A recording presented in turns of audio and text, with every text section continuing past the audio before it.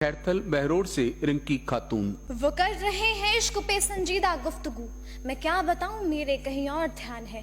सामान कुछ नहीं है, फटे हाल है, मगर झोले में उसके पास कोई संविधान है, उसके पास कोई संविधान है। मंचासीनगढ़ सम्मानित साथियों, मैं रिंकी खातून खैरथल तिजारा की बागडोर को संभालते हुए 6 भाषाओं के ज्ञान के साथ और 26 डिग्रियों के साथ जब एक शख्स भारत देश लौटता है, तब नहीं पता था कि सर छुपाने के लिए छत जाति छुपा कर मिलेगी।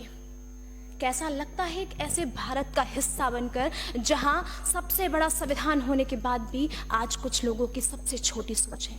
कैसा लगता है एक ऐसे राष्ट्र का हिस्सा बनकर जहां आप स्वतंत्र तो बहुत पहले हो गए लेकिन अब तक परतंत्र हैं। कैसा लगता है एक ऐसे भारत का हिस्सा बनकर जहां कहने को तो हम 45-47 में आजाद हो गए थे, लेकिन अब तक हम गुलामी की मानसिकता की धारणाओं में जी रहे हैं।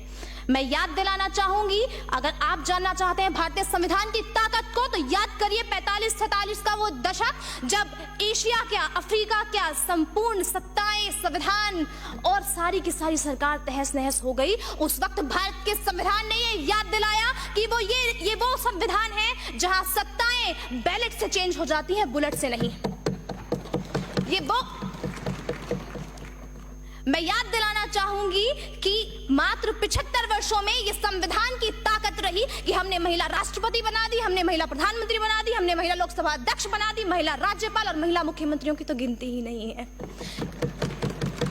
ये भारत संविधान की ताकत ही रही कि हमारी राष्ट्रपति जो कि एक आदिवासी महिला है। ये भारत की ताकत ही रही कि हमारे एपीजे अब्दुल कलाम जो एक मुस्लिम राष्ट्रपति रहे। ये भारत की ताकत ही थी कि AR रहमान साहब जो कि एक दलित राष्ट्रपति रहे। ये भारत की खूबसूरती ही थी। मैं याद दिलाना चाहूंगी कि आज मिड डे मील के माध्यम से हम लाखों सैकड़ों स्कूल में भोजन खिला रहे हैं। मैं याद दिलाना चाहूंगी कि आज हमने संविधान संशोधन के माध्यम से शिक्षा के अधिकार को लागू कर दिया। मैं याद दिलाना चाहूंगी ये वही भारत है जिसमें आज हम लुटने के बावजूद भी विश्व की सबसे बड़ी 5वीं अर्थव्यवस्था बनकर हम खड़े हैं। मैं याद दिलाना चाहूंगी ये वही भारत का संविधान है जो आपको केवल वोट डालने का अधिकार नहीं देता, आपको इस देश के सर्वोच्च पद तक जाने का भी अधिकार देता है। मैं याद दिलाना चाहूंगी ये वही भारत है जो विश्व की सबसे बड़ी 5वीं अर्थव्यवस्था तो जरूर है, लेकिन नैतिक मूल्य और सिद्धांतों में भी सबसे बड़ा राष्ट्र है। ये वही भारत देश है